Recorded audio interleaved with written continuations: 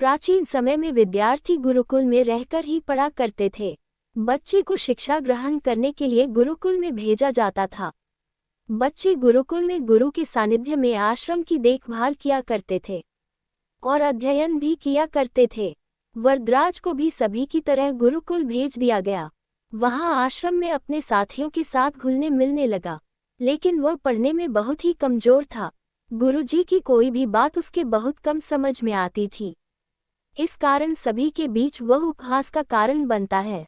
उसके सारे साथी अगली कक्षा में चले गए, लेकिन वो आगे नहीं बढ़ पाया।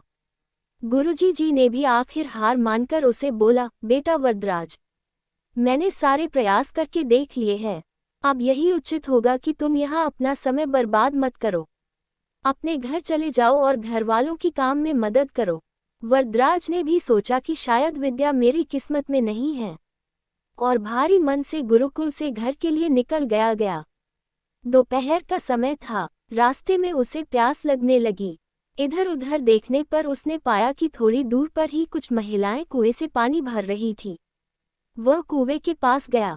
वहां पत्थरों पर रस्सी के आने जाने से निशान बने हुए थे, तो उसने महिलाओं से पूछा, ये निशान आपने कैसे बनाए?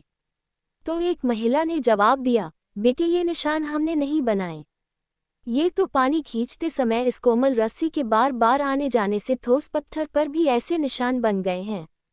वरदराज सोच में पड़ गया।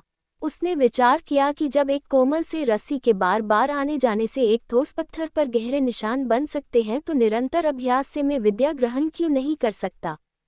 वरदराज ढेर सारे उत्साह के साथ वापस गुरुकुल आया और अथक कड़ी मेहनत की। गुरुजी ने भी खुश होकर भरपूर सहयोग किया। कुछ ही सालों बाद यही मंदबुद्धि बालक वरदराज आगे चलकर संस्कृत व्याकरण का महान विद्वान बना, जिसने लघु सिद्धांत कौमुदी, मध्य सिद्धांत कौमुदी, सार सिद्धांत कौमुदी, गीर्वाण पद्मंजरी की रचना की। शिक्षा मॉरल दोस्तों, अभ्यास की शक्ति का तो कहना ही क्या है। यह आपके हर सपने को पूरा करेगी। अभ्यास बहुत जरूरी है, चाहे वो खेल में हो या पढ़ाई में या किसी और चीज में। बिना अभ्यास के आप सफल नहीं हो सकते हो। अगर आप बिना अभ्यास के केवल किस्मत के भरोसे बैठे रहोगे, तो आखिर में आपको पछतावे के सिवा और कुछ हाथ नहीं लगेगा। इसलिए अभ्यास के साथ धैर्य, परिश्रम और लगन रखकर आप अपनी मंजिल को पाने के लिए जुट जाए। दोस्तों, आपको ये कहानी कैसी लगी मुझे जरूर बताएं। यदि अच्छी लगी तो अपने दोस्तों को शेयर करें। ऐसे ही कहानी पढ़ने के लिए हमारे YouTube चैनल को सब्सक्राइब करें।